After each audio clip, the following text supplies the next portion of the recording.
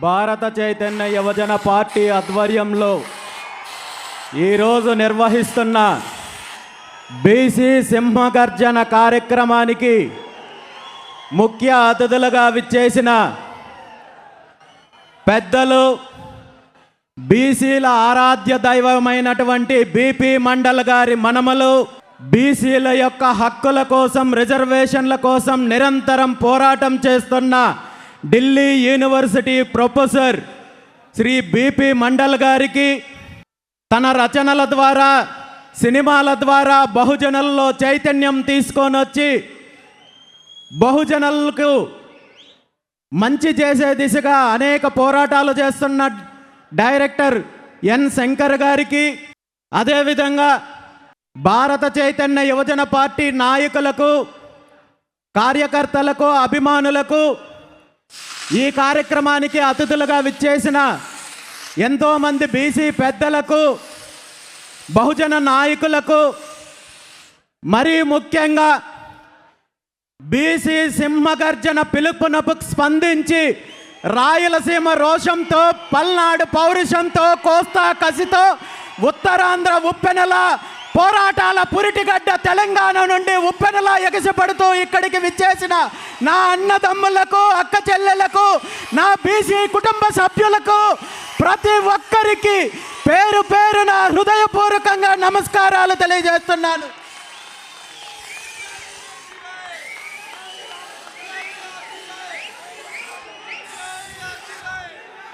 అదేవిధంగా ఈ కార్యక్రమానికి సహకరిస్తున్న పోలీస్ సిబ్బందికి, మీడియా సిబ్బందికి, సాంస్కృతిక కార్యక్రమాల్లో పాల్గొన్న ప్రతి ఒక్కరికి కూడా ధన్యవాదాలు తెలియజేస్తూ, ఈరోజు మనం కార్యక్రమానికి మొదలు పెట్టేక ముందు మొట్టమొదటిసారిగా వేదిక మీదున్న అనేక మంది కులదేవులతో పాటు బీసీల యొక్క అభ్యున్నతికి, బహుజనుల యొక్క అభివృద్ధికి ఎంతో కృషి చేసిన మహనీయులందరినీ కూడా స్మరించి కులదేవతల యొక్క ఆరాధన కార్యక్రమం చేసుకున్నాము. ఈ కులదేవతల ఆరాధన ఎందుకు అంటే, వృత్తుల ఆధారంగా ఏర్పడిన కులాల యొక్క అభివృద్ధి కానీ, రక్షణ కానీ కులదేవతలను ఆరాధించినట్టయితే ఖచ్చితంగా ఆయా కులాలకు, ఆయా సామాజిక వర్గాల వారికి, ఆయా వృత్తుల వారికి రక్షణ ఉంటుంది, అభివృద్ధి ఉంటుందని మన పెద్దలు చెప్తారు, మన శాస్త్రాలు చెప్తాయి. అదే వాస్తవం కాబట్టి మన తెలుగు రాష్ట్రాలతో పాటు భారతదేశం మొత్తం మీద ఉన్న బహుజనులందరికీ ఆ కులదేవతల ఆశీర్వాదం ఉండాలని, భవిష్యత్తులో మన హక్కుల కోసం, మన అధికారం కోసం, మన ఆత్మగౌరవం కోసం చేసే పోరాటానికి దేవుళ్ళందరి ఆశీర్వాదం మనకు ఉండాలని మనస్ఫూర్తిగా మీ అందరి తరపున ఈ సందర్భంగా ప్రార్థిస్తున్నాను. అదేవిధంగా మీరందరూ చూశారు, ఎంత చారిత్రాత్మకమైన ఒక సన్నివేశము, ఒక కార్యక్రమము ఇదే వేదిక మీదుగా చేయడం జరిగింది. అదే శ్రీకృష్ణ జాంబవతుల కళ్యాణోత్సవము. మనందరికీ తెలుసు, శ్రీకృష్ణుడు అంటే సాక్షాత్తు ఆ నారాయణుడు.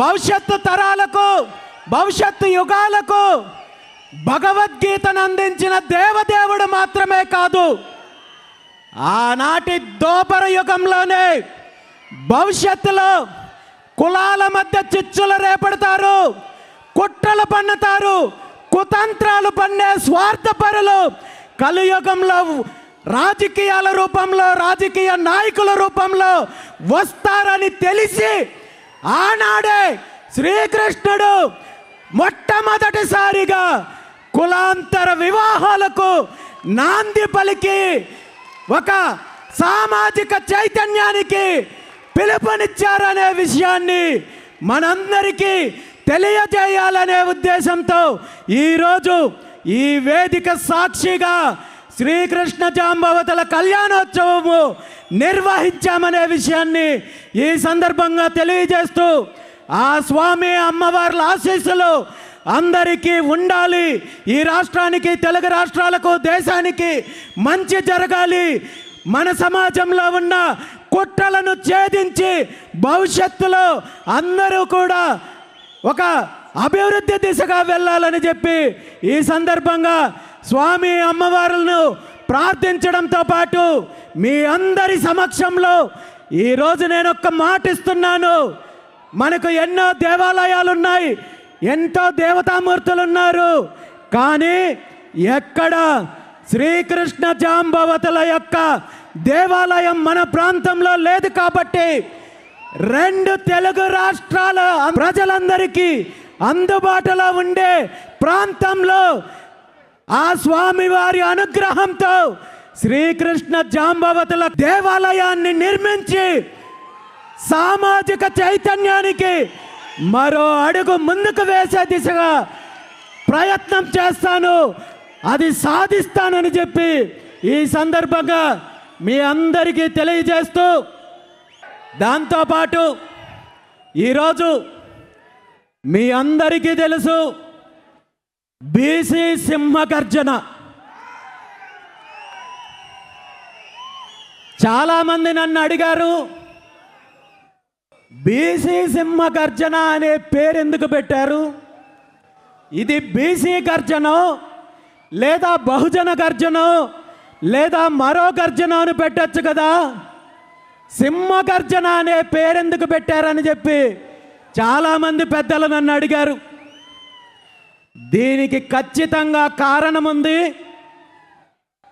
సింహానికి ఒక లక్షణం ఉంటుంది. సింహానికి ఒక లక్షణం ఉంటుంది. అడవిలో ఎన్ని జంతువులున్నా, సింహం కంటే బలమైన జంతువులున్నా సింహాన్ని మాత్రమే రాజు, అడవికి రాజు అని ఎందుకంటారో మీకు తెలుసా? సింహానికి తనకు ఏం కావాలో స్పష్టంగా తెలుసు. తనకి ఏం కావాలనే దానిపైన స్పష్టత ఉంటుంది. తనకు కావాల్సిన దాన్ని సాధించుకోవడానికి తనకు ఖచ్చితంగా సాధించుకునే వ్యూహం ఉంటుంది. కాబట్టి అడవికి రాజు సింహమైంది. ఈరోజు బీసీల యొక్క డిమాండ్లను నెరవేర్చుకోవడానికి, బీసీ ఉద్యమానికి నాంది పలకడానికి బీసీ సింహగర్జన పేరుతో ఈరోజు ఈ కార్యక్రమాన్ని నిర్వహిస్తున్నామని చెప్పి ఈ సందర్భంగా మీ అందరికీ తెలియజేస్తున్నాను. గత సంవత్సరం 2025 డిసెంబర్ 11వ తేదీన విజయవాడలో బీసీ మహాసదస్సు పేరుతో ఈ తెలుగు రాష్ట్రాల్లో ఉన్న బీసీల యొక్క సమస్యలపైన, బీసీల యొక్క డిమాండ్లపైన అనేక మంది పెద్దలు, సంఘాలను ఆహ్వానించి చర్చించిన తర్వాత 5 ప్రధాన డిమాండ్లను నెరవేర్చుకోవడానికి భవిష్యత్తు ప్రణాళిక ప్రకటిస్తూ ఆనాడు ఈ బీసీ సింహగర్జన కార్యక్రమం గురించి, బహిరంగ సభ గురించి ప్రకటించడం జరిగింది. ఈ కార్యక్రమాన్ని ప్రకటించిన రోజు నుండి ఈ రోజు వరకు ఈ రాష్ట్రంలో ఉన్న అధికార పార్టీ కావచ్చు, బీసీ వ్యతిరేక శక్తులు కావచ్చు, బహుజనుల వ్యతిరేక శక్తులు కావచ్చు, పరిపాలన పక్కన పెట్టి, వాళ్ళ వ్యాపకాలు పక్కన పెట్టి పూర్తిగా బీసీ సింహగర్జన కార్యక్రమాన్ని ఏ విధంగా అడ్డుకోవాలి, ఏ విధంగా తప్పుదారి పట్టించాలి, ఏ విధంగా నిర్వీర్యం చేయాలి, ఏ విధంగా తప్పుడు ప్రచారం చేయాలి, ఏ విధంగా తప్పుడు కథనాలతో ప్రజల్లో అయోమయం గురి చేయాలని చెప్పి ఈ 2 నెలల కాలంలో వీళ్ళందరూ చెయ్యని ప్రయత్నం లేదు. చివరికి ప్రభుత్వము, పోలీస్ డిపార్ట్మెంట్ని అడ్డం పెట్టుకొని ఈ కార్యక్రమానికి అనేక కుంటి సాకులు చెప్తూ పర్మిషన్ నిరాకరించే విధంగా ఒత్తిడి తీసుకొని వస్తే చిట్ట చివరి ప్రయత్నంగా ఈ రాష్ట్రంలో ప్రజాస్వామ్యాన్ని నిలబెట్టడానికి, భారత రాజ్యాంగాన్ని కాపాడడానికి ఉన్న ఒకే ఒక్క ఆయుధము గౌరవ హైకోర్టుని సంప్రదిస్తే హైకోర్టు వారు శాంతియుతంగా ప్రజాస్వామ్యబద్ధంగా జరిగే ఈ కార్యక్రమాన్ని అడ్డుకునే హక్కు మీ ప్రభుత్వానికి లేదని చెప్పి అనుమతి ఇవ్వడం వల్లే ఈరోజు ఈ కార్యక్రమాన్ని మనం చేసుకోగలుగుతున్నాము. మీ అందరి ముందుకు నేను వచ్చి మాట్లాడుకుంటున్నాను. కాబట్టి ఈ సందర్భంగా 2 తెలుగు రాష్ట్రాల్లో ఉన్న బీసీ ప్రజలందరి తరపున గౌరవ హైకోర్టు వారికి మనస్ఫూర్తిగా పాదాభివందనం తెలియజేస్తున్నాను.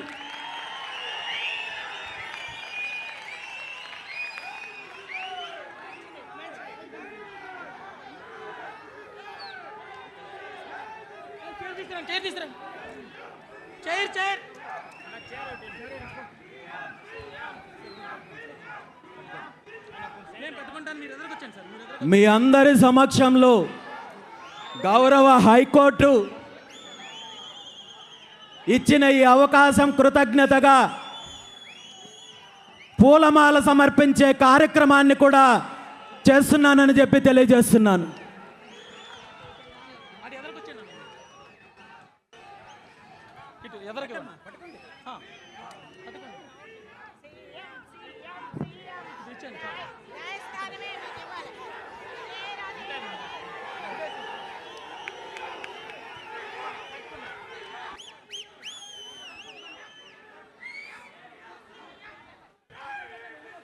ఈరోజు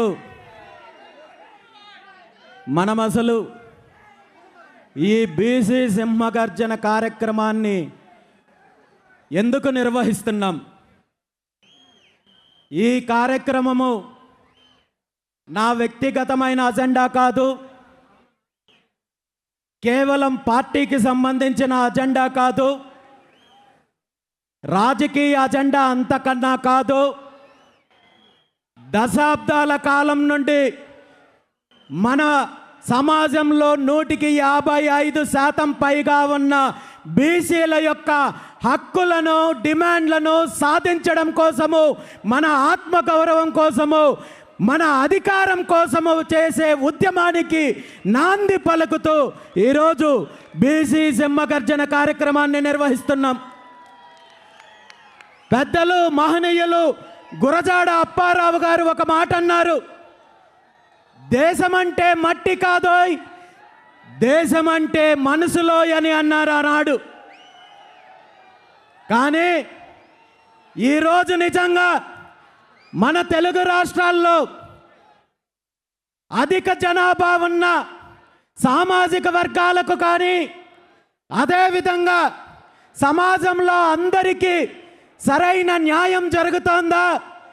ఆర్థికంగా కానీ, సామాజికంగా కానీ, రాజకీయంగా కానీ, హక్కుల పరంగా కానీ, అభివృద్ధి పరంగా కానీ, నిధుల కేటాయింపు పరంగా కానీ, పథకాల పరంగా కానీ, ప్రభుత్వాలు ఇచ్చే రాయితీల పరంగా కానీ మన రాష్ట్రంలో, మన తెలుగు రాష్ట్రాల్లో ఉన్న 155% పైగా ఉన్న బీసీలు అణచివేతకు గురవుతున్నారు, వంచనకు గురవుతున్నారు.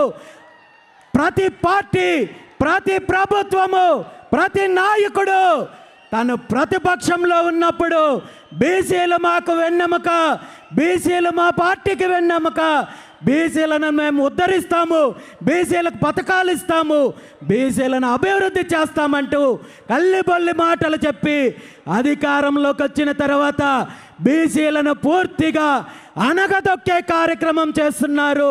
బీసీల యొక్క వృత్తులను దోచుకున్నారు, బీసీల యొక్క భూములు దోచుకున్నారు, బీసీల యొక్క అభివృద్ధిని అడ్డుకున్నారు తప్ప ఏ ఒక్క పార్టీ, ఏ ఒక్క నాయకుడు, ఏ ఒక్క ప్రభుత్వము బీసీల అభివృద్ధికి తోడ్పాటును అందించలేదనేది స్పష్టంగా ఈరోజు మనకు కనబడుతోంది. మనం చూస్తున్నాము ఈరోజు బీసీ సింహగర్జన కార్యక్రమాన్ని అడ్డుకోవడానికి పెట్టిన శ్రద్ధలో 1% బీసీల అభివృద్ధి కోసం కేటాయించుంటే ఈరోజు మనందరము ఇలా రోడ్డు మీదకి వచ్చి ఇలా పోరాటం చేయాల్సిన దుస్థితి వచ్చిండేది కాదనే విషయాన్ని ఈ సందర్భంగా మీ అందరికీ తెలియజేస్తున్నాను. బీసీల మీద జరుగుతున్న దాడి, కుట్ర, వంచన కేవలం రాజకీయ పరమో, వ్యాపారంగానో, అభివృద్ధి పరంగానో మాత్రమే కాదు. మనందరం చూసినట్టయితే బీసీల మీద అణచివేత ధోరణి విద్యార్థి దశ నుండినే మొదలవుతోంది. దీనికి ప్రత్యక్ష ఉదాహరణ చెప్పాలంటే ఈరోజు ఆంధ్రప్రదేశ్ రాష్ట్రంలో సుమారు 1124 సాంఘిక సంక్షేమ హాస్టళ్ళు ఉన్నాయి. ఈ హాస్టల్లో బీసీ సామాజిక వర్గాలకు సంబంధించిన విద్యార్థులు 1వ తరగతి నుండి 10వ తరగతి ఇంటర్మీడియట్ వరకు చదువుకునే వేలాది మంది విద్యార్థులు ఈ హాస్టల్స్లో ఉంటూ చదువుకునే పరిస్థితి ఉంటే ఇప్పటి వరకు ఏ ఒక్క ప్రభుత్వము వీళ్ళ యొక్క సంక్షేమం గురించి పట్టించుకున్న పాపాన పోయారా అని చెప్పి ఈ సందర్భంగా అడుగుతున్నాను. ఆంధ్రప్రదేశ్ రాష్ట్రంలో ఉన్న 1124 బీసీ హాస్టల్స్కు కనీసం ఒక్క హాస్టల్కి కూడా సొంత భవనం లేదంటే వీళ్ళకున్న చిత్తశుద్ధి ఏంటో మనం అర్థం చేసుకోవాలి. ఈరోజు ప్రభుత్వాలు గత కొన్ని రోజుల క్రితమే మనం చూసాము 3,32,000 కోట్లు ఏదైతే ప్రవేశపెట్టారో, బడ్జెట్ ప్రవేశపెట్టారో, ఇందులో బీసీ విద్యార్థులు భావి భవిష్యత్తుని నిర్ణయించే యువతకు, విద్యార్థులకు భవనాలు కట్టించడానికి మీకు నిధులు లేవా అని చెప్పి ఈ సందర్భంగా నేను ముఖ్యమంత్రి చంద్రబాబు నాయుడు గారిని అడుగుతున్నాను. అదేవిధంగా ఈరోజు అద్దె భవనాల్లో ఉంటూ చిన్న చిన్న గదుల్లో ఒక్కొక్క గదిలో 20-30 మందిని కనీసము ఏదో కోళ్ళలాగానో లేదా పశువుల్లాగో వాళ్ళని ట్రీట్ చేసే పరిస్థితి ఉంది. కనీస సౌకర్యాలు కల్పించడం లేదు. కనీసము ఈ విద్యార్థులకు పౌష్టికాహారమైన అందిస్తున్నారా అంటే ఒక్కొక్క విద్యార్థికి ప్రభుత్వం అందిస్తున్న మెస్ ఛార్జెస్ ఎంతో మీకు తెలుసా? ఒక్క పూటకే ఎవరికైనా తెలుసా? మన బిడ్డలు, వేలాది మంది బిడ్డలు ఈరోజు బీసీ హాస్టల్స్లో చదువుకుంటున్నారు.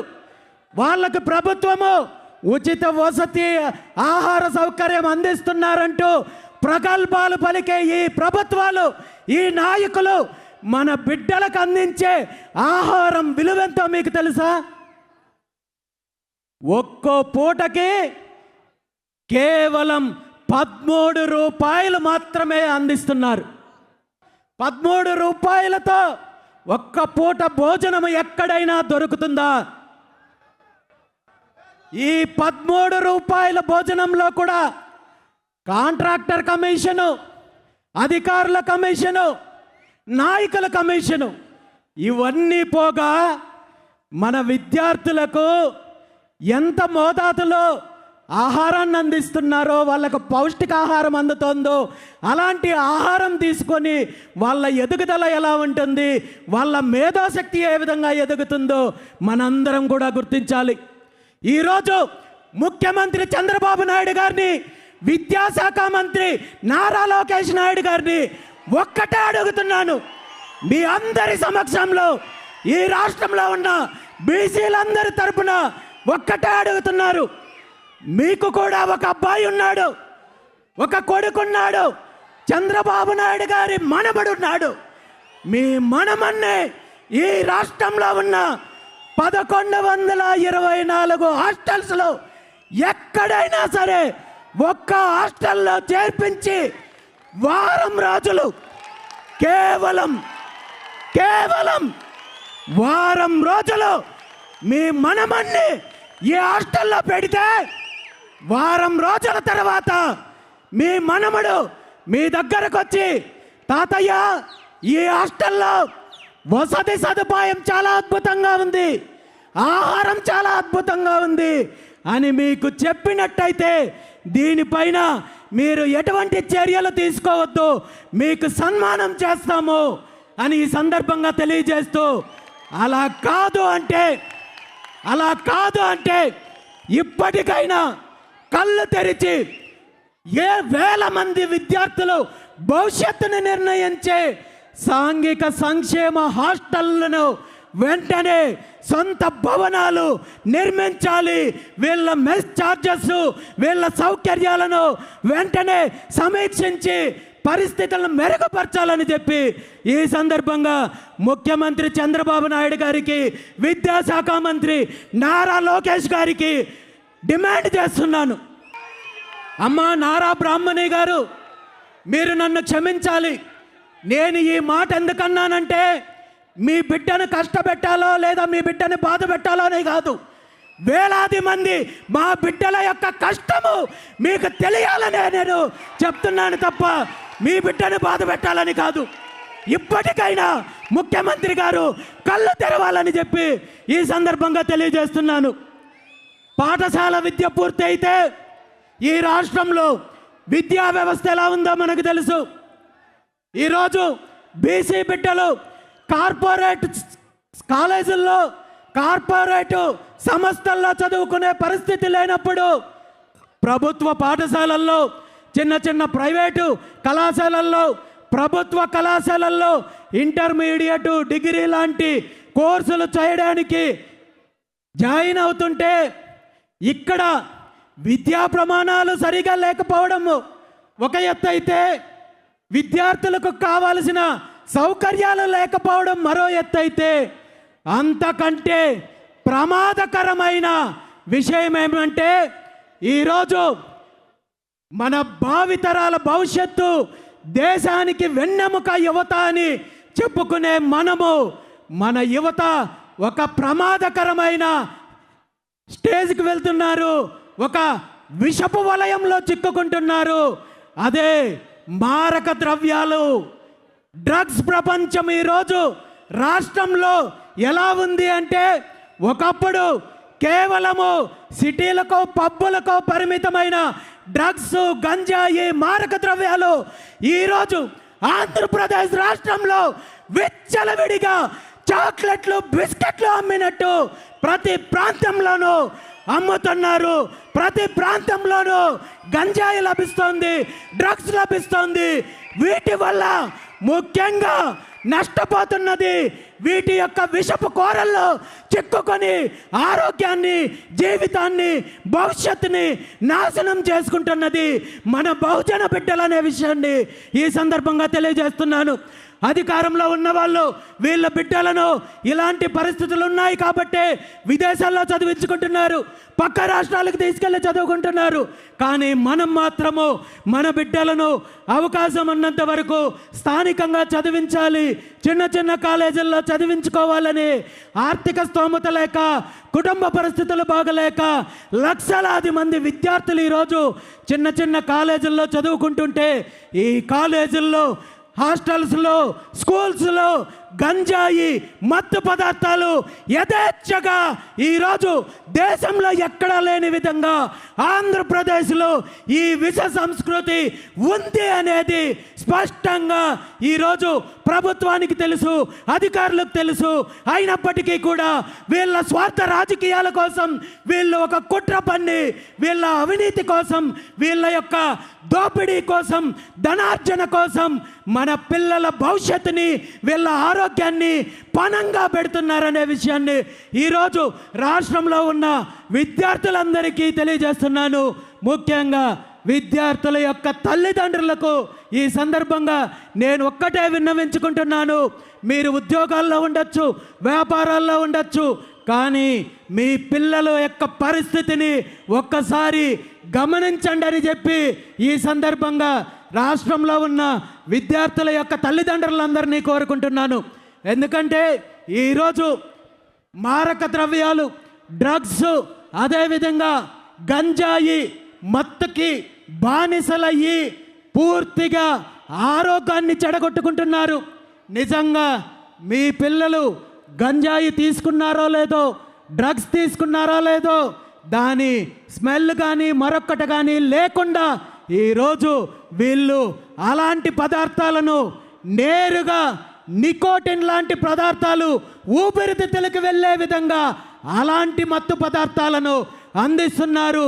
మీకు వాసన బట్టో ప్రవర్తన బట్టో తెలిసే అవకాశం లేదు. కానీ ఈ విషపు వలయంలో మీ పిల్లలు చిక్కుకున్నట్టయితే ఖచ్చితంగా ఒక 10 సంవత్సరాలు దాటిన తర్వాత ఈ రాష్ట్రానికి సంబంధించిన యువత పూర్తిగా heart complaints, lungs complaints, liver complaints, ఈ విధంగా ఆరోగ్యాన్ని చెడగొట్టడంతో పాటు పూర్తిగా వాళ్ళ భవిష్యత్తు నాశనం అవుతుంది. కాబట్టి ఇప్పటికైనా ఇది ప్రభుత్వం ఏదో కట్టడి చేస్తుంది, చంద్రబాబు నాయుడు గారు ముఖ్యమంత్రి మరొకరు దీని మీద చర్యలు తీసుకుంటారనే నమ్మకం నాకైతే లేదు. కానీ విద్యార్థుల తల్లిదండ్రులు మాత్రము జాగ్రత్తగా ఉండాలి.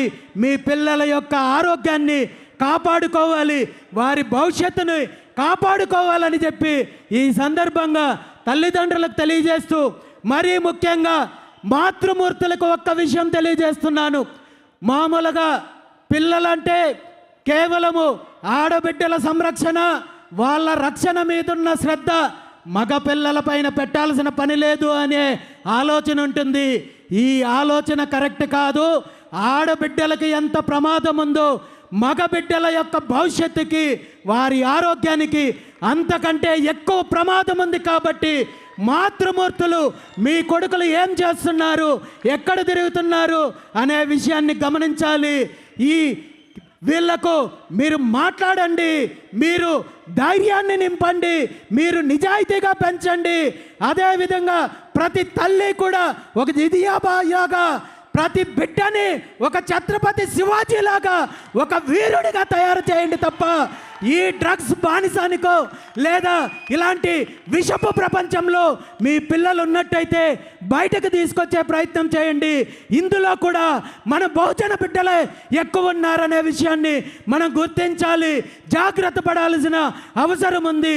లేదంటే మన యొక్క యువత భవిష్యత్తులో పూర్తిగా నాశనమయ్యే అవకాశం ఉంది.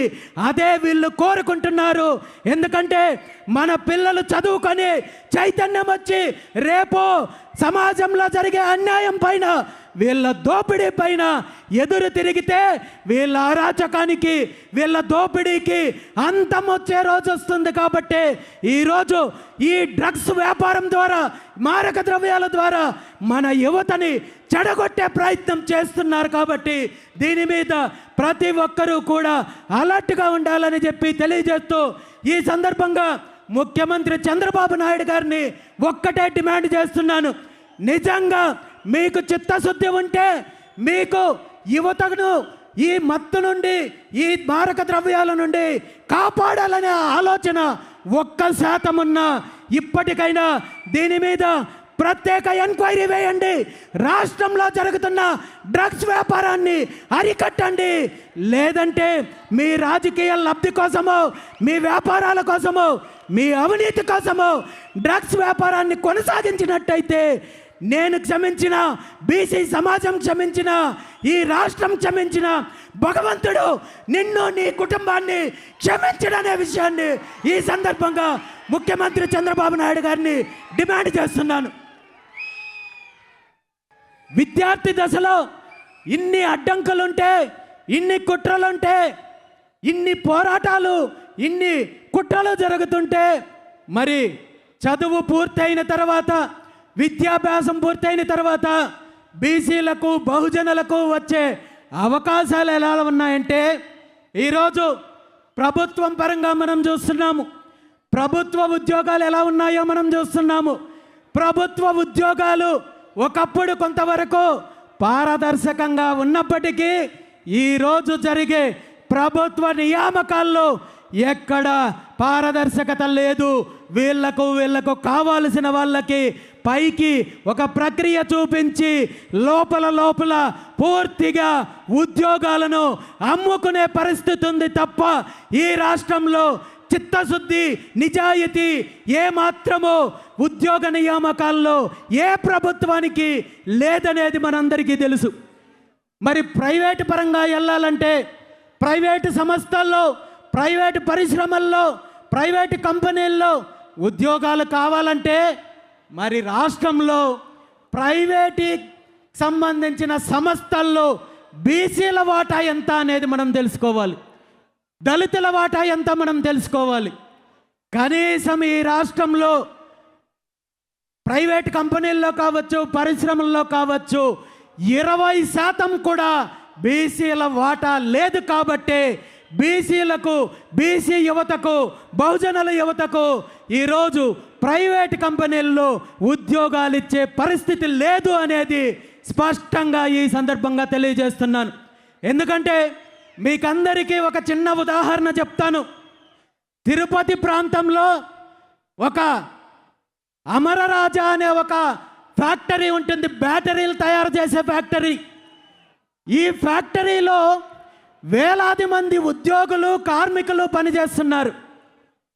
దురదృష్టం ఏంటంటే రాష్ట్రంలో ఫ్యాక్టరీలు, కంపెనీలు, ప్రాజెక్టులు ఉండడం మంచిదైనప్పటికీ కూడా ఈ ఫ్యాక్టరీలో పనిచేసే సుమారు 13,000 మంది ఉద్యోగుల్లో 90% మంది వాళ్ళ యొక్క సామాజిక వర్గం చెందిన వాళ్ళు ఉన్నారంటే మరి ఇందులో బీసీల వాటా ఎంత, దళితుల వాటా ఎంత, మిగిలిన సామాజిక వర్గాల వాటా ఎంత?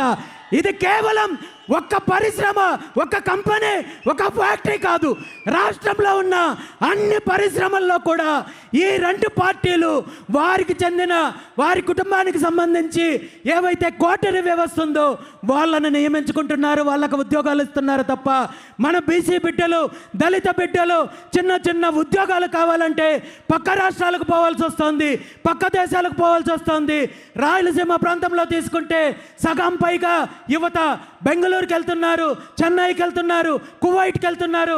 కోస్తా ప్రాంతం యువత తీసుకుంటే హైదరాబాద్ వెళ్తున్నారు, మరో ప్రాంతానికి వెళ్తున్నారు తప్ప మన రాష్ట్రంలో ఉద్యోగాలు రాకపోవడానికి ప్రధాన కారణము బీసీలు పరిశ్రమల పరంగా అభివృద్ధి లేదు. కాబట్టి ఈరోజు మనకు ఈ దుస్థితి వచ్చిందనే విషయాన్ని ఈ సందర్భంగా మనందరం గుర్తించాల్సిన అవసరం ఉంది. అదేవిధంగా బీసీలు ఎదుర్కొంటున్న ప్రధాన సమస్యల్లో తీసుకుంటే ఇప్పుడు ప్రభుత్వంలో ఉన్న ఉద్యోగుల యొక్క దుస్థితి ఎలా ఉందో కూడా మనం చర్చించుకోవాల్సిన అవసరం ఉంది. ప్రభుత్వ ఉద్యోగం చేస్తున్న బీసీ ఉద్యోగులు, బహుజన ఉద్యోగులు ఈరోజు ఒక రకమైన అభద్రతాభావంతో తన హక్కులను, డిమాండ్లను కనీసం ప్రభుత్వాన్ని నిలదీయడానికి కూడా భయపడే పరిస్థితి ఉంది. ఎందుకంటే నోరు విప్పితే ట్రాన్స్ఫర్లు చేస్తారేమో అని భయము, ఇంక్రిమెంట్లు కట్ చేస్తారేమో అని భయము, కారణాలు చూపించి సస్పెండ్ చేస్తారేమో అని భయము. ఉద్యమం చేస్తే తన జీవితాన్ని, తన కుటుంబము రోడ్డు మీదకి వస్తుందనే భయంతో ఈరోజు బీసీ ఉద్యోగస్తులు అనేక డిమాండ్లు, న్యాయపరమైన డిమాండ్లు ఉన్నప్పటికీ కూడా నోరు మెదపలేని పరిస్థితి ఈరోజు బీసీ ఉద్యోగుల్లో ఉంది. మరి ఈ పార్టీలకు సంబంధించి ఈ పార్టీల కొమ్ము కాసే ఉద్యోగులైతే ఎన్ని లీవులైనా పెట్టుకోవచ్చు, ఏమైనా చేయొచ్చు, రాజకీయాలు చేయొచ్చు, ఎన్నికల ప్రచారాలు చేయొచ్చు, ఏ ఒక్కరూ మాట్లాడే పరిస్థితి ఉండదు. కానీ బీసీ ఉద్యోగస్తులు మాత్రము కనీసము వారి కుటుంబాలకు సంబంధించిన, బంధువులకు సంబంధించిన శుభకార్యాల్లో పాల్గొనాలంటే కూడా భయపడే పరిస్థితి ఈరోజు ఈ రాష్ట్రంలో ఉంది. ఈ సందర్భంగా రాష్ట్రంలో ఉన్న బీసీ ఉద్యోగులందరికీ కూడా నేను ఒక్కటే తెలియజేస్తున్నాను, మీ హక్కుల కోసం, మీ డిమాండ్ల కోసం, న్యాయపరమైన డిమాండ్లు ఏవైతే ఉన్నాయో వాటికి మీరు పోరాటానికి సిద్ధమైతే మీకు అండగా నేనుంటాను, బీసీవై పార్టీ ఉంటుందని చెప్పి ఈ సందర్భంగా మీ అందరికీ మాటిస్తున్నాను. అదేవిధంగా ఈరోజు ఇంకా సామాజికంగా ఈ రాష్ట్రంలో బీసీల పరిస్థితి ఎలా ఉందో మనం చూడవచ్చు. ఉద్యోగుల విషయం గురించి మాట్లాడినప్పుడు కేవలం బీసీలకు సంబంధించిన అంశమే నేను ఎందుకు మాట్లాడానంటే, దళిత ఉద్యోగులకు కొంతవరకు ఆ మహనీయుడు అంబేద్కర్ గారిచ్చిన హక్కు వల్ల, రాజ్యాంగం కల్పించిన హక్కు వల్ల దళితుల మీద బీసీల కంటే వేధింపులు తక్కువ ఉన్నాయి కాబట్టి దళితుల మీద ఇలాంటి వేధింపులు చేస్తే చెప్పు తీసి కొడతారనే భయం ఉంది కాబట్టి దళితుల మీదకి రావడం లేదు. కానీ అలాంటి రక్షణ ఈరోజు బీసీలకు లేదు కాబట్టి బీసీ ఉద్యోగస్తులను ఏ పార్టీ అధికారంలో ఉన్నా వేధించే పరిస్థితి ఉంది. మరి సామాజికంగా తీసుకుంటే ఈరోజు బీసీలకు దక్కుతున్న గౌరవం ఏంటి, బీసీ సామాజిక వర్గాలకు సంబంధించిన పరిస్థితులు ఎలా ఉన్నాయి, ఈ రాష్ట్రంలో అనేక అంశాల విషయం మాట్లాడుకుంటే ఎక్కడ బీసీలకు సామాజిక న్యాయం దక్కడం లేదనే విషయము ఈ సందర్భంగా మనం గుర్తించాలి. ఈరోజు జిల్లాల పేర్లు తీసుకుంటే ఈ రాష్ట్రాన్ని అనేక రకాలుగా దోపిడీ చేసిన వ్యక్తుల పేర్లు ఈరోజు రాష్ట్రానికి సంబంధించిన జిల్లాలకు పెట్టారు. ఎన్టీఆర్ జిల్లా అన్నారు, అదేవిధంగా వైఎస్ఆర్ జిల్లా అన్నారు.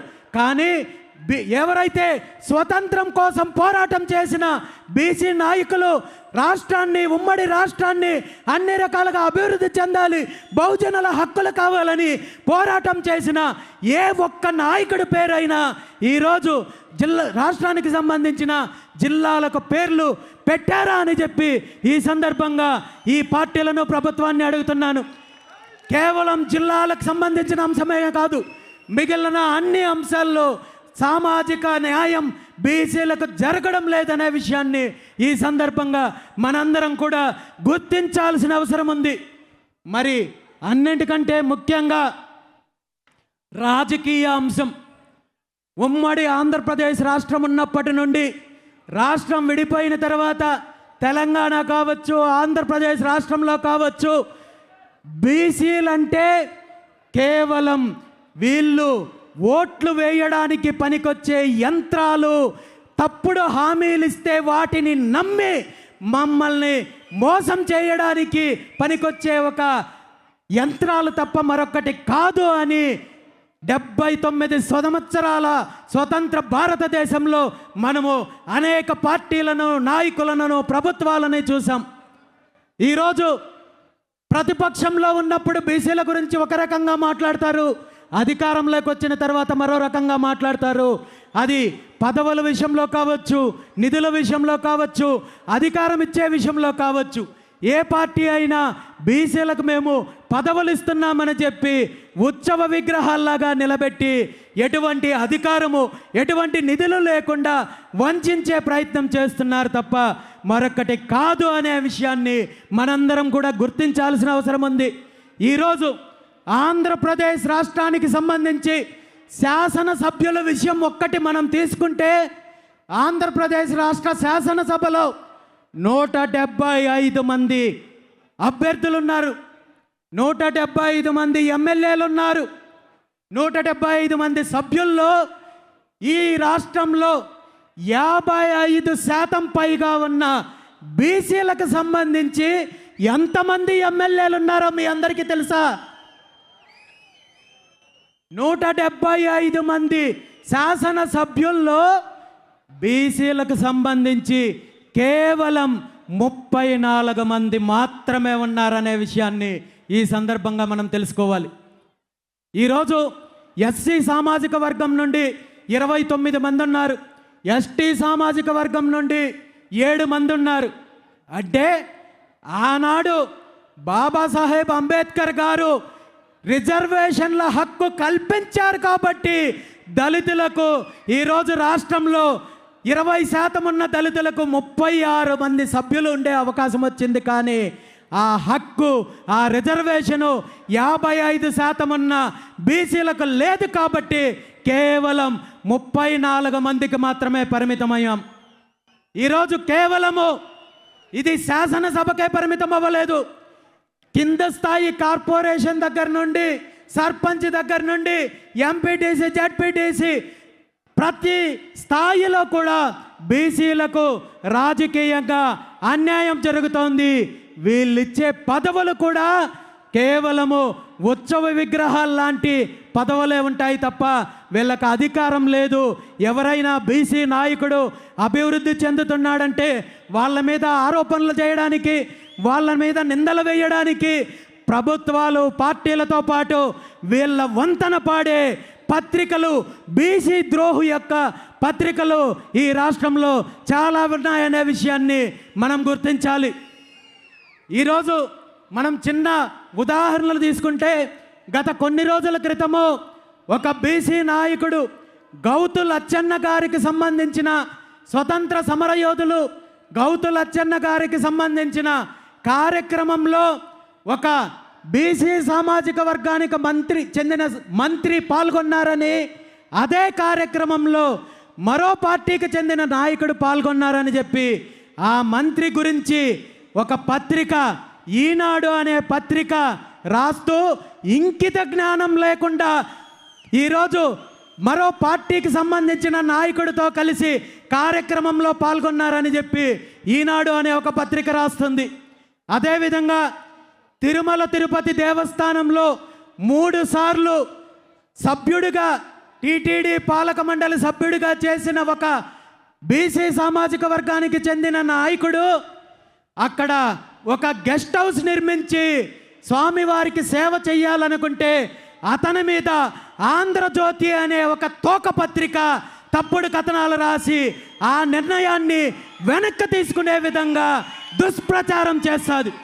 కేవలం ఈ 2 సంఘటనలే కాదు, ఎక్కడైనా రాష్ట్రంలో ఒక బీసీ నాయకుడు ముందుకొస్తున్నాడు, ఒక బీసీ నాయకుడు పోరాటం చేస్తున్నాడు లేదా మంచి పని చేస్తున్నాడంటే అతని మీద విష ప్రచారం చేయడానికి, ఇలాంటి విషపు రాతలు రాయడానికి ఇలాంటి నీచమైన పత్రికలు ఈ రాష్ట్రంలో ఉన్నంత వరకు బీసీలకు మంచి రోజులు రావు అని చెప్పి ఈ సందర్భంగా తెలియజేస్తూ, ఇలాంటి బీసీలకు, దళితులకు వ్యతిరేకంగా పనిచేసే ఈ 2 పత్రికలను రాష్ట్రంలో ఉన్న బహుజనులందరూ కూడా బహిష్కరించాలని చెప్పి ఈ సందర్భంగా పిలుపునిస్తున్నాను.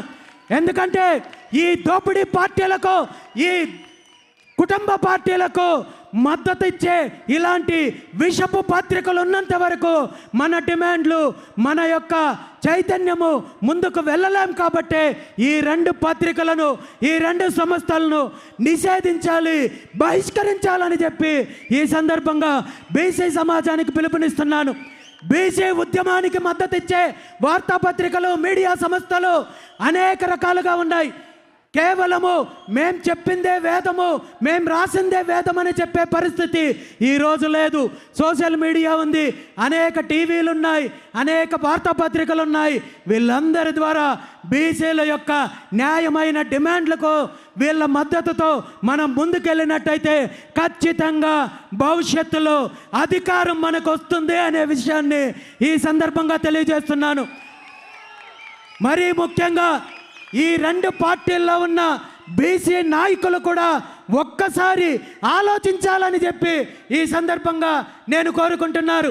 ఇంకెంతకాలం ఈ బానిసత్వం, ఇంకెన్ని తరాలు ఈ వంచన, ఇంకెన్ని తరాలు ఈ ఆత్మగౌరవాన్ని చంపుకొని ఈ పార్టీలు మోచేతి దగ్గర, మోకాళ్ళ దగ్గర కూర్చొని మన భవిష్యత్తుని, ఈ రాష్ట్ర అభివృద్ధిని పూర్తిగా కుంటపడేలా చేసి వీళ్ళ యొక్క దోపిడీకి మనం మద్దతు ఇవ్వాలి, వీళ్ళ దోపిడీకి మనం అండగా నిలబడాలి.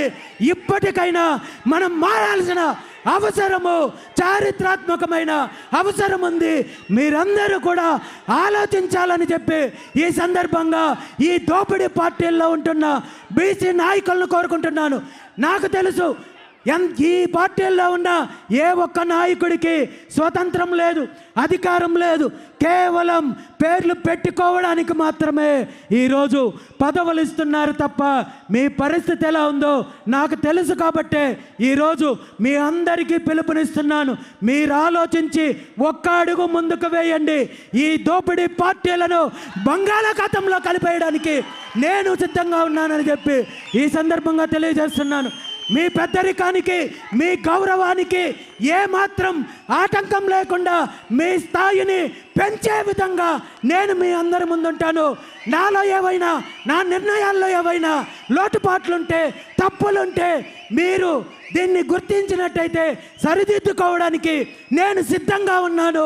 ఈ 2 తెలుగు రాష్ట్రాల్లో ఉన్న బీసీ నాయకత్వము ఒక్కతాటిపైకి రావాల్సిన చారిత్రాత్మకమైన అవసరం ఉందని చెప్పి ఈ సందర్భంగా తెలియజేస్తూ, ఖచ్చితంగా భవిష్యత్తులో బీసీలకు రాజ్యాధికారం వచ్చేంత వరకు ఆంధ్రప్రదేశ్ రాష్ట్ర ముఖ్యమంత్రి పదవి దగ్గర నుండి, తెలంగాణ రాష్ట్ర ముఖ్యమంత్రి పదవి దగ్గర నుండి అన్ని స్థాయిల్లో బీసీలకు నిజమైన అధికారం రావడానికి మిగిలిన అన్ని వర్గాలతో కలిపి, దళితులతో కలిపి, కాపులతో కలిపి, వైశ్యులు, బ్రాహ్మణులు, అన్ని సామాజిక వర్గాలు, ఈ 2-3 పార్టీలు ఏవైతే దోపిడీ పార్టీలు ఉన్నాయో వీళ్ళ బాధితులే. కాబట్టి మనమందరము కూడా ఏకమవ్వాల్సిన చారిత్రాత్మకమైన అవసరము ఇప్పుడు వచ్చిందని చెప్పి ఈ సందర్భంగా మీ అందరికీ పిలుపునిస్తున్నాను. ఎందుకంటే ఈ పార్టీల వల్ల, వీళ్ళ దోపిడీ వల్ల, వీళ్ళ వంచనకి గురవుతున్నది ప్రధానంగా బీసీలు అయినప్పటికీ కూడా మిగిలిన సామాజిక వర్గాలను కూడా వీళ్ళు ఇలాగే వాడుకుంటున్నారు. దళితులకు ఆ మహనీయుడు ఇచ్చిన రిజర్వేషన్ల వల్ల వీళ్ళు పదవులు ఇస్తున్నారు. కానీ అదే లేకుండా ఉంటే ఈరోజు మంత్రి పదవులో, ఎమ్మెల్యే పదవులో, ఎంపీ పదవులో కాదు, కనీసము వార్డు మెంబర్గా కూడా ఈ దోపిడీ పార్టీలు అవకాశము ఇచ్చిండేవి కాదు అనే విషయాన్ని ఈ రాష్ట్రంలో, తెలుగు రాష్ట్రాల్లో ఉన్న ఎస్టీ, ఎస్టీ సోదరులు, నాయకులు గుర్తించాలి. ఇప్పటి వరకు 79 సంవత్సరాల నుండి రిజర్వేషన్లు అనుభవిస్తున్నప్పటికీ కూడా దళితులను కేవలము వీళ్ళ చెప్పు చేతుల్లో పెట్టుకొని బానిసత్వంతో వాడుకుంటున్నారు తప్ప అధికారం లేదు, అభివృద్ధి లేదు. కాబట్టి దళితుల్లో చైతన్యం రావాల్సిన అవసరం ఉంది. ఈ ఉద్యమంలో కలిసి రావాల్సిన చారిత్రాత్మకమైన అవసరం ఉందని చెప్పి ఈ సందర్భంగా పిలుపునిస్తున్నాను. దాంతోపాటు ఈరోజు సమాజంలో ఎక్కువ శాతం ఉన్న సామాజిక వర్గాల్లో కాపు సామాజిక వర్గం ఒకటనే విషయం మనందరికీ తెలుసు. కానీ బీసీలను, దళితులను ఏ విధంగా ఈ దోపిడీ పార్టీలు ఉపయోగించుకుంటున్నారో కాపులను కూడా అదే రకంగా పదవులో లేదంటే మరొక రకంగానో చూపించి ఎరవేసి వంచే ప్రయత్నం చేస్తున్నారు తప్ప కాపులకు అభివృద్ధి లేదు, అదేవిధంగా అధికారం లేదు, నిధులు లేదనే విషయాన్ని గుర్తించాల్సిన అవసరము కాపు సామాజిక వర్గానికి ఉంది. కాపు కొదమ సింహం వంగవీటి రవణ నిజంగా ఈరోజు బ్రతికే ఉన్నింటే, వంగవీటి రంగా గారు బ్రతికే ఉన్నింటే ఈరోజు ఈ దోపిడీ పార్టీలను బంగాళాఖాతంలో కడపడానికి తను జెండా ఎత్తి చెయ్యెత్తి ముందుకొచ్చిండేవాడని చెప్పి ఈ సందర్భంగా కాపు జాతి గుర్తించాల్సిన అవసరం ఉంది. దురదృష్టం ఏంటంటే అలాంటి మహనీయుణ్ణి నిర్దాక్షిణ్యంగా హత్య చేసిన ఈ దోపిడీ పార్టీలకు ఈరోజు మద్దతు ఇవ్వాల్సిన దుస్థితి కాపులకు వచ్చిందంటే కాపు సామాజిక వర్గం ఒక్కసారి కళ్ళు తెరవాల్సిన అవసరం ఉంది. మనకు కావాల్సింది బానిసత్వమా, అధికారమా అనేది తేల్చుకోవాల్సిన అవసరము కాపు సమాజానికి ఉందనే విషయాన్ని ఈ సందర్భంగా తెలియజేస్తూ, నిజంగా వంగవీటి రంగన్న ఆశయాలను కొనసాగించాలనుకుంటే మీరు ముందుకు రండి. ఈ దోపిడీ పార్టీలతో యుద్ధం చేద్దాము.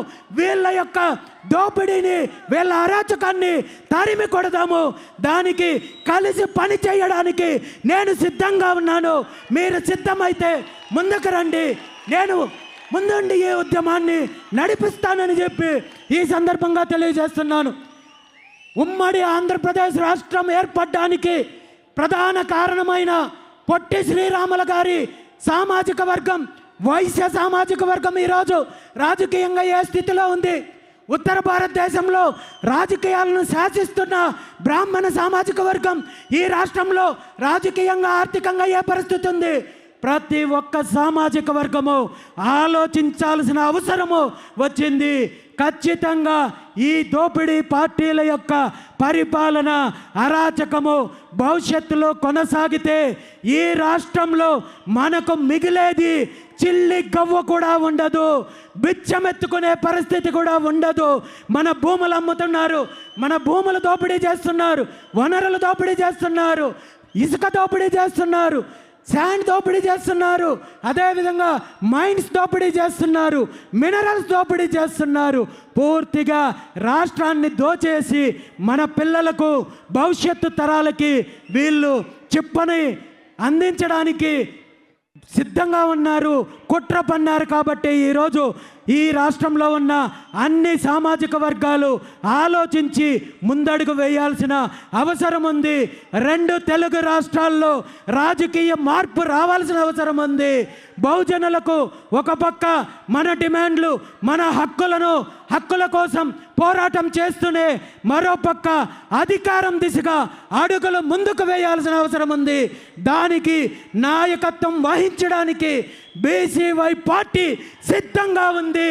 వీళ్ళు ఎన్ని ఇబ్బందులు పెట్టినా, ఎన్ని ఆటంకాలు సృష్టించినా, ఎన్ని కేసులు పెట్టినా, ఎన్ని వేధింపులు పెట్టినా నా ప్రయాణం నా కంఠంలో ఊపిరున్నంత వరకు కొనసాగుతుంది తప్ప వీళ్ళ చిల్లర చేష్టలకు ఎక్కడ భయపడే పరిస్థితి లేదని ఈ సందర్భంగా మీ అందరికీ తెలియజేస్తూ ఈ ప్రయాణంలో ఈ ఉద్యమానికి నాంది పలుకుతూ మొట్టమొదటిసారిగా ఈరోజు ఈ బీసీ సింహగర్జన ద్వారా ప్రభుత్వానికి మనము మన హక్కులు, మన న్యాయపరమైన డిమాండ్లు సాధించడం కోసము 5 ముఖ్యమైన డిమాండ్లతో ఈరోజు బీసీ సింహగర్జన కార్యక్రమం ద్వారా మనం ఈ ఉద్యమానికి నాంది పలుకుతున్నామనే విషయాన్ని ఈ సందర్భంగా మీ అందరికీ తెలియజేస్తున్నాను.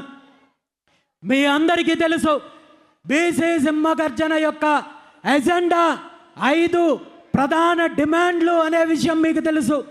అందులో మొట్టమొదటిది ఈ రాష్ట్రంలో బీసీలకు రక్షణ చట్టం కల్పించాలి. ఎందుకు రక్షణ చట్టం కల్పించాలి? నిజంగా బీసీలకు రక్షణ చట్టం కల్పించాల్సిన ఆవశ్యకత ఈ రాష్ట్రంలో ఉందా లేదా అనే విషయము నాకంటే, మీకంటే, మనందరికంటే, బహుజనులందరికంటే, బీసీలందరికంటే ప్రస్తుత ముఖ్యమంత్రి చంద్రబాబు నాయుడు గారికి బాగా తెలుసు. ఎందుకంటే తను ప్రతిపక్షంలో ఉన్నప్పుడు ఆనాటి ప్రభుత్వం జగన్మోహన్ రెడ్డి గారి ప్రభుత్వ హయాంలో బీసీల పైన దాడులు జరుగుతున్నాయి, హత్యలు జరుగుతున్నాయి, బీసీలను వేధిస్తున్నారు అని చెప్పి నేను అధికారంలోకి వస్తే 100 రోజుల్లో బీసీలకు రక్షణ చట్టాన్ని అమలు చేస్తానని చెప్పి ఊరు వాడ బహిరంగ సభల్లో, పాదయాత్రల్లో ముఖ్యమంత్రి చంద్రబాబు నాయుడు గారు, వాళ్ళ పుత్రరత్నం నారా లోకేష్ గారు, వాళ్ళ పార్టీ మేనిఫెస్టో, వాళ్ళ కార్యకర్తలు దండోరా వేసే కార్యక్రమం చేశారు. మరి ఈరోజు అధికారంలోకి వచ్చి 20 నెలలు కావస్తోంది. ఈ 20 నెలల కాలంలో బీసీలపైన, బీసీ నాయకులపైన, బీసీ మహిళలపైన, బీసీ ఉద్యోగస్తులపైన అనేక రకాల దాడులు జరిగాయి, అరాచకాలు జరిగాయి, హత్యలు జరిగాయి. ఇదే అధికార తెలుగుదేశం పార్టీకి సంబంధించిన బీసీ కార్యకర్తల్ని నిర్దాక్షిణ్యంగా హత్య చేసినప్పటికీ కూడా ఈ రోజు వరకు ముఖ్యమంత్రి కానీ, లోకేష్ కానీ, అధికారంలో ఉన్న పార్టీ కానీ ఏ ఒక్కరూ రక్షణ చట్టం గురించి కనీసం నోరిప్పే పరిస్థితి లేదు. తేలుగుట్టిన దొంగల్లాగా ఈ 18 నెలల కాలంలో ఎన్ని రకాలుగా రక్షణ చట్టం యొక్క ఆవశ్యకత గురించి బీసీ నాయకులు, సంఘాలు, బీసీవై పార్టీ పోరాటం చేసినప్పటికీ కూడా ఒక్క అడుగు కూడా ముందుకు వెయ్యని పరిస్థితి ఉంది. దీని మీద ప్రభుత్వం నిర్ణయం తీసుకోకపోగా మరీ ఘోరంగా వీళ్ళ యొక్క తోకపత్రిక ఏదైతే ఉందో ఈనాడు ద్వారా తప్పుడు రాతలు రాసే ప్రక్రియను కొనసాగిస్తున్నారు. ఎప్పుడైతే బీసీ సింహగర్జన ఎజెండాని ప్రకటించామో వెంటనే చంద్రబాబు నాయుడు గారిని గత 40 సంవత్సరాల నుండి తన చీకటి రాజకీయాలకు, కుట్ర రాజకీయాలకు ఏ విధంగా వంత పాడుతూ వస్తోందో అదే విధంగా ఈనాడు పత్రిక బీసీ ఉద్యమాన్ని నీరు కార్చడం కోసము తప్పుడు కథనాలు, తప్పుడు వార్తలు రాయడానికి ప్రయత్నం చేసిందనే విషయాన్ని మనందరం చూసాము. బీసీ రక్షణ చట్టం సిద్ధమైపోయింది, ముసాయిదా సిద్ధమైపోయింది, రేపో మాపో ముందుకొచ్చేస్తోందంటూ ఎక్కడ ముఖ్యమంత్రి గారు కానీ వాళ్ళ పుత్రరత్నం కానీ ఆ పార్టీకి సంబంధించిన నాయకులు కానీ మంత్రులు కానీ ఎమ్మెల్యేలు కానీ ఎంపీలు కానీ ఏ ఒక్కరూ ప్రకటన చెయ్యకపోయినా ముఖ్యమంత్రి గారు వాళ్ళ పుత్రరత్నానికి అనధికారికంగా సర్వశాఖ మంత్రి అప్పచెప్పినట్టు సమాచార శాఖ ఏమైనా ఈనాడు పత్రిక అప్పచెప్పారేమో మరి వీళ్ళు ఎటువంటి ప్రకటన లేకుండా తప్పుడు రాసే ప్రయత్నం చేశారు. ఇప్పటికీ కూడా ముఖ్యమంత్రికి ప్రభుత్వానికి ఈ బీసీ రక్షణ చట్టం అమలు చేయాలనే చిత్తశుద్ధి లేదు అనేది మనం గుర్తించాలి. ఇప్పుడు ఒక్కటే డిమాండ్ చేస్తున్నాను, ఇప్పటికైనా మీ కుట్ర రాజకీయాలు పక్కన పెట్టి వెంటనే బీసీలకు రక్షణ చట్టం కల్పించాల్సిన బాధ్యత మీకుంది అని చెప్పి ఈ సందర్భంగా ముఖ్యమంత్రి చంద్రబాబు నాయుడు గారిని డిమాండ్ చేస్తున్నాను. మరో ముఖ్యమైన అంశం ఏంటంటే బీసీలకు రాజధాని ప్రాంతంలో 1000 ఎకరాలు, కనీసం 1000 ఎకరాలు కేటాయించమని చెప్పి మనం డిమాండ్ చేస్తున్నాం. బీసీలకు నిజంగా భూములు ఎందుకు కేటాయించమంటున్నాం? దీని మీద మనం ఏమైనా వీళ్ళు చేస్తున్నట్టు రియల్ ఎస్టేట్ వ్యాపారం చేయడానికా, లేదంటే అవినీతి చేయడానికా, లేదంటే దోపిడీ చేయడానికా అంటే ఖచ్చితంగా కాదు.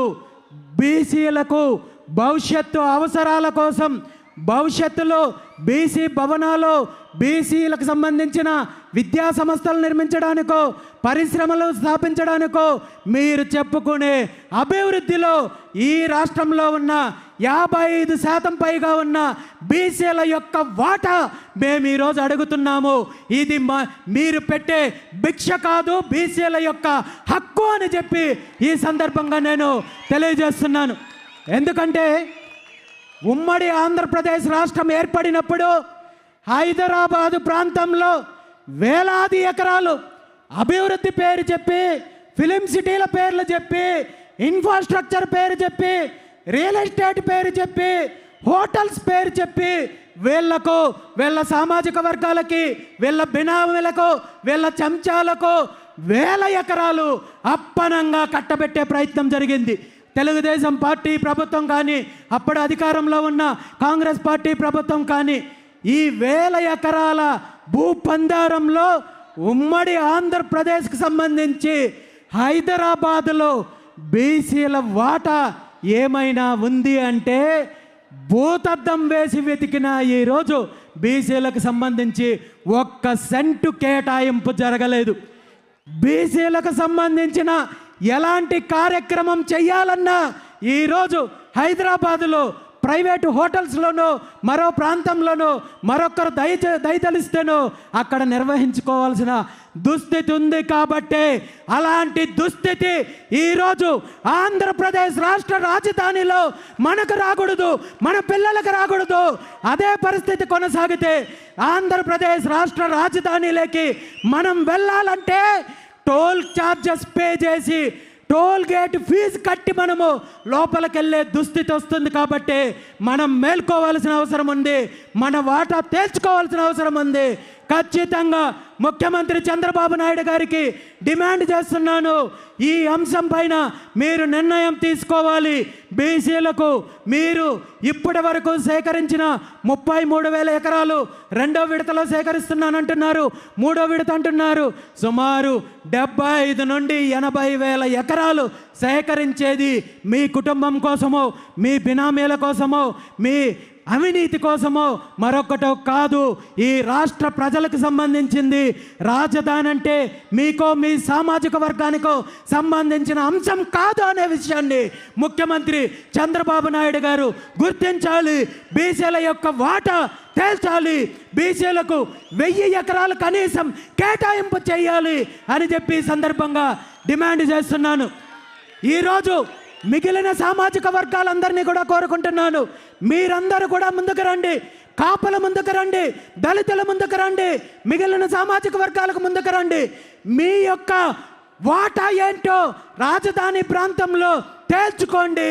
ఇప్పుడు తేల్చుకోనట్టయితే భవిష్యత్తులో మన పిల్లలకు అంధకారం తప్ప మరొకటి ఏమీ ఉండదు అని చెప్పి ఈ సందర్భంగా బీసీలతో పాటు మిగిలిన అందరినీ కూడా పిలుపునిస్తున్నాను. మీరు పోరాటం చేయడానికి నిద్దపడితే మీ పోరాటానికి బీసీవై పార్టీ మద్దతు ఉంటుంది, నా మద్దతు ఉంటుంది. అందరం ముందుకు రండి, కలిసి పోరాటం చేద్దాం, మన హక్కులను సాధించుకుందామని చెప్పి ఈ సందర్భంగా ప్రతి ఒక్కరిని కూడా పిలుపునిస్తున్నాను. మరో ప్రధాన డిమాండ్, గత దశాబ్దాల కాలం నుండి పార్టీలు బీసీలకు హామీ ఇచ్చి వంచి మోసం చేసే కార్యక్రమం ఏదైతే ఉందో అది బీసీల యొక్క ఈ రాష్ట్రంలో సమగ్ర కులగణన చేపట్టాలి. మా జనాభా ఎంత ఉందో తేల్చాల్సిన అవసరం ఉంది. దాని ప్రకారము మాకు రిజర్వేషన్లు కల్పించాల్సిన అవసరం ఉంది. 1983లో తెలుగుదేశం పార్టీ స్థాపించినప్పుడు ఇచ్చిన ప్రధాన హామీల్లో బీసీలకు 44% విద్యా ఉద్యోగాలు చట్టసభల్లో రిజర్వేషన్లు కల్పిస్తామని చెప్పి ఏ హామీ అయితే ఇచ్చారో ఆ హామీని మీరు అధికారం అనుభవించిన ఈ 23 సంవత్సరాల్లో ఒక్కసారి కూడా అమలు చేయాలనే ఆలోచన రాలేదు. కాబట్టి ఇప్పటికైనా ముఖ్యమంత్రి గారు నిద్రలో నుండి మేల్కోవాలి, బీసీలకు ఇచ్చిన హామీలను నెరవేర్చాలి. మీరు మళ్ళీ దీని మీద కూడా చేస్తున్న తప్పుడు ప్రచారము 34% ఇస్తాము, దీనికి కమిషన్ ఏర్పాటు చేస్తాం, మరొకటి చేస్తామంటే తప్పుదారి పట్టించే ప్రయత్నం ఉంది. దీన్ని ఈ రాష్ట్ర బీసీలు ఒప్పుకునే సమస్య లేదని ఈ సందర్భంగా మీకు తెలియజేస్తూ వెంటనే కులగణన చేపట్టాలి. దాని ప్రకారము కనీసం 44% రిజర్వేషన్లు అమలు చేయాలి. మీరు 44% రిజర్వేషన్లు అమలు చేసిన తర్వాతే స్థానిక సంస్థల ఎన్నికలకు వెళ్ళాలి. అలా కాదని మీరు ముందుకెళ్ళాలంటే మీ రాష్ట్రంలో బీసీ ఉద్యమము తీవ్ర రూపం ఉంటుందని చెప్పి ఈ సందర్భంగా మిమ్మల్ని హెచ్చరిస్తున్నాను. మరో ముఖ్యమైన అంశము, ఈరోజు గతంలో అధికారంలో ఉన్న జగన్మోహన్ రెడ్డి గారు కానీ తెలుగుదేశం పార్టీ ప్రభుత్వంలో కానీ బీసీల యొక్క సామాజిక వర్గాల కోసము కార్పొరేషన్లో నియమిస్తున్నాము, చైర్మన్లు నియమిస్తున్నాము, పాలక మండలి నియమిస్తున్నామని చెప్పి గొప్పలు చెప్పుకునే వీళ్ళు నిధుల విషయంలో మళ్ళీ బీసీలను మోసం చేస్తున్నారు. మీ పార్టీకి చెందిన నాయకుడికో కార్యకర్తకో పదవినిస్తే ఆ పదవి వల్ల బీసీ కులాలకు బీసీ సామాజిక వర్గాలకు ఎటువంటి న్యాయం జరగదు. ఇది నిధులు కేటాయించినప్పుడే జరుగుతుంది. కాబట్టి వెంటనే బీసీ సామాజిక వర్గాలకు చెందిన కార్పొరేషన్లకు నిధులు కేటాయించాలని చెప్పి ఈ సందర్భంగా ముఖ్యమంత్రి చంద్రబాబు నాయుడు గారిని డిమాండ్ చేస్తున్నాను. ఈ 5 ప్రధాన డిమాండ్లను, న్యాయమైన డిమాండ్లను నెరవేర్చాల్సిన బాధ్యత ప్రభుత్వానికి ఉంది, ముఖ్యమంత్రికి ఉంది. ఈరోజు అలా కాదని మీరు మళ్ళీ వంచే ప్రయత్నం చేసిన, కాలయాపన చేయాలనే ప్రయత్నం చేసిన ఈ రాష్ట్రంలో జరిగే బీసీ ఉద్యమానికి జరిగే నష్టానికి మీరు బాధ్యత వహించాల్సి ఉంటుందని చెప్పి ఈ సందర్భంగా ముఖ్యమంత్రి గారిని హెచ్చరిస్తున్నాను. గతంలో అనేక సందర్భాల్లో, అనేక అంశాల్లో, అనేక ఉద్యమాల్లో మీరు బీసీ ఉద్యమాన్ని నీరుగార్చే ప్రయత్నం చేశారు. ఏదో ఒక రకంగా వంచించో, భయపెట్టించో, పదవులు తాయిలాలుగా చూపించో ఉద్యమాన్ని అణచివేసే ప్రయత్నం చేశారు. కానీ ఈరోజు అలాంటి పరిస్థితి లేదు అనే విషయాన్ని మీకు ఈ సందర్భంగా తెలియజేస్తున్నాను. ఈ సందర్భంగా మీ అందరికీ ఒక ముఖ్యమైన విషయం చెప్పదలుచుకున్నాను. అదేంటంటే తెలుగుదేశం పార్టీ గతంలో జరిగిన అనేక బీసీ ఉద్యమాల్ని ఏ విధంగా అణచివేయాలనుకుంటున్నారో అదేవిధంగా ఈరోజు బీసీవై పార్టీ ఆధ్వర్యంలో జరుగుతున్న ఈ ఉద్యమాన్ని కూడా అణిచివేయడానికి అనేక కుట్రలు, అనేక కుతంత్రాలు చెయ్యడానికి ప్రయత్నం చేశారనే విషయాన్ని ఈ సందర్భంగా మీ అందరికీ తెలియజేస్తున్నాను. సాక్షాత్తు క్యాబినెట్లో ఉన్న ఒక మంత్రి, ఒక బీసీ మంత్రి, ఒక బీసీ బిడ్డ నాకు నేరుగా ఫోన్ చేసి ఒక్క విషయం చెప్పారు. మా నాయకుడు, మా చిన్నబాబు, మా ముఖ్యమంత్రి గారి పుత్రరత్నము మీతో మాట్లాడాలనుకుంటున్నాడు. అది ఢిల్లీలోనో మరో ప్రాంతంలోనో ఒక్కసారి కలవాలనుకుంటున్నాడంటూ నాకు రాయబారం తీసుకొచ్చి వచ్చాడు. ఈ విషయాన్ని నేను మీకు ఎందుకు చెప్తున్నానంటే వ్యక్తిగతంగా జరిగే సంభాషణలను బహిరంగంగా వెల్లడించడము పద్ధతి కాదు అని నాకు తెలిసినప్పటికీ నా మీద ఇలాంటి కుట్రలు మళ్ళీ భవిష్యత్తులో ఏ నాయకుడు చెయ్యకూడదనే ఈ సందర్భంగా నేను బహిరంగంగా తెలియజేస్తున్నాను. ఈ మంత్రి గారికి నేను ఒక్కటే చెప్పాను, నిజంగా మీ ముఖ్యమంత్రి గారి పుత్రరత్నానికి నాతో కలవాలంటే నా డిమాండ్లతో నేను ముందుకొస్తాను. నేరుగా అతని దగ్గరికే వస్తాను, బహిరంగంగా నేను వస్తాను. ఈ డిమాండ్లను నెరవేర్చమని చెప్పండి, నేను కలవడానికి సిద్ధంగా ఉన్నాను. అంతే తప్ప మీలాంటి చీకటి రాజకీయాలు, ఇలాంటి చిల్లర రాజకీయాలు నాతో చెయ్యొద్దని చెప్పి ఈ సందర్భంగా తెలియజేశాను. ఆయన నన్ను మరో రకంగా బెదిరించే ప్రయత్నం కూడా చేశారు. మా నాయకుడు, మా ముఖ్యమంత్రి తన 40 ఏళ్ల రాజకీయ జీవితంలో ఇలాంటి ఉద్యమాలు, ఇలాంటి నాయకులను, ఇలాంటి డిమాండ్లను ఎన్నో చూసింటారు. ఆయన ఏ విధంగా వాటిని అనగదొక్కాడో, ఏ విధంగా తొక్కి పెట్టాడో మీకు తెలియంది కాదు, మీరు ఇబ్బంది పడతారు, గుర్తించుకోండి అని చెప్పి నన్ను హెచ్చరించే ప్రయత్నం చేస్తే నేను ఒక్కటే చెప్పాను, మీ ముఖ్యమంత్రికి తన 40 ఏళ్ల జీవితంలో ఎంతోమంది నాయకుల్ని, ఉద్యమాలని చూశారేమో, కానీ ఈ 40 ఏళ్ల జీవితంలో రామచంద్ర యాదవ్ లాంటి వాడు తగిలింటాడు. నాలాంటి వాడు తగిలింటే కథ ఎంత దూరం వచ్చేది కాదు. ఎప్పుడు మీ దోపిడీకి, మీ అరాచకానికి అంతం పలికి బీసీలకు రాజ్యాధికారం అందించిండేవాడిని చెప్పి ఈ సందర్భంగా తెలియజేయడం జరిగింది. తొక్కడానికో మరొకటి చేయడానికో ఈరోజు నేను కాళ్ళకు చెప్పులు వేసుకునే అలవాట్లేదు కాబట్టి నేను చెప్పులు పంపించలేను, లేదంటే నేను మీకు చెప్పులు పంపించుంటాను, వాటిని తొక్కుకోమని చెప్పి చేయమని ఈరోజు ఒక్కటే చెప్తున్నాను. కేవలము ఈ 5 డిమాండ్లతో ఏదో ఒక బహిరంగ సభ పెట్టడము, రేపొద్దున్నే మళ్ళీ మన కార్యక్రమాలు మనం చేసుకుంటాము, మళ్ళీ డైవర్షన్ చేస్తాము, మళ్ళీ మా రాజకీయాలు మేము చేస్తామని మీరు అనుకున్నట్టయితే అది మీ పొరపాటు. ఈరోజు ఈ ఉద్యమానికి కేవలం ఇది ఆరంభం మాత్రమే. ముఖ్యమంత్రి గారికి ఒక్కటే చెప్తున్నాను, నేను అన్నింటికీ సిద్ధపడే ఈ ఉద్యమాన్ని మొదలుపెట్టాను. మీ బెదిరింపులకు, మీ తప్పుడు కేసులకు, మీ అక్రమ కేసులకు నేను కాదు కదా, నా కాలు మీద ఉన్న వెంట్రుక కూడా భయపడదని చెప్పి ఈ సందర్భంగా తెలియజేస్తున్నాను. ఈ సందర్భంగా నేను ఒక్కటే చెప్తున్నాను, ఆనాడు శ్రీకృష్ణ భగవానుడు న్యాయంగా ఉన్న, న్యాయం వైపు నిలిచిన పాండవుల కోసము రాయబారం వెళ్తూ కురుక్షేత్రానికి ముందు కౌరవుల వద్దకు రాయబారం వెళ్ళి న్యాయంగా సగం రాజ్యం ఇవ్వమన్నాడు. అలా కుదరకపోతే కనీసము 5 ఊర్లు ఇవ్వమన్నాడు.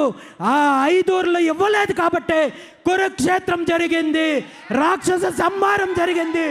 ఈరోజు నేను ఒక్కటే చెప్తున్నాను, ఈ రాష్ట్రానికి సంబంధించిన 5 న్యాయమైన డిమాండ్లను నెరవేర్చినట్టయితే ముఖ్యమంత్రి చంద్రబాబు నాయుడు గారు బీసీ ఉద్యమం యొక్క తీవ్రతను రుచి చూడాల్సి వస్తుంది. దీనికి మీరు బాధ్యత వహించాల్సి వస్తుంది. నేను ఈరోజు వ్యక్తిగత జీవితాన్ని, వ్యాపార జీవితాన్ని, కుటుంబ జీవితాన్ని అన్నింటినీ తెగించి ఈ రాష్ట్రంలో ఒక మార్పు కోసం, అధికారం కోసం, మీ దోపిడీ యొక్క అంతం కోసం పోరాటం చేస్తున్నాను. ఈరోజు బీసీల యొక్క ఉద్యమంలో ఈ 5 డిమాండ్లు సాధించడానికి మళ్ళీ సంవత్సరాలు దశాబ్దాలు కాలం గడవాల్సిన అవసరం లేదు. ఇప్పటికే ఎన్నో తరాలు ఈరోజు కాలం గడిచిపోయింది. ఎన్నో కుట్రలకు బలయ్యాము, దోపిడీకి బలయ్యాము. మన తాతలు ఈరోజు వంచనకు గురయ్యారు, తండ్రులు వంచనకు గురయ్యారు. మనము ఈరోజు అదే పరిస్థితుల్లో ఉన్నాం. మన భవిష్యత్తు తరాలు, మన పిల్లలకు ఖచ్చితంగా ఈ దోపిడీ నుండి విముక్తి కలిగించి మనం హక్కులు, అధికారాన్ని అందించాల్సిన బాధ్యత ఉంది. కాబట్టి ఈరోజు ముఖ్యమంత్రి గారికి నేను బీసీ సమాజం తరపున, ఈ రాష్ట్రంలో ఉన్న 3 కోట్ల మంది బీసీల తరపున ఒక్కటే అడుగుతున్నాను. ఈ న్యాయమైన 5 డిమాండ్లను నెరవేర్చడానికి మీకు 30 రోజులు గడువిస్తున్నాను. మీకు మార్చి 31వ తేదీ వరకు గడువిస్తున్నాను. ఈ గడువులోగా ఈ 5 డిమాండ్లను నెరవేర్చాల్సిన బాధ్యత మీకుంది. అలా కాదని మేనమేషాలు లెక్కించి తప్పుడు ప్రచారాలతో, కుట్ర రాజకీయాలతో బీసీలను వంచాలనే ప్రయత్నం చేస్తే నేను ఆమరణ నిరాహార దీక్షకు సిద్ధంగా ఉన్నానని చెప్పి తెలియజేస్తున్నాను.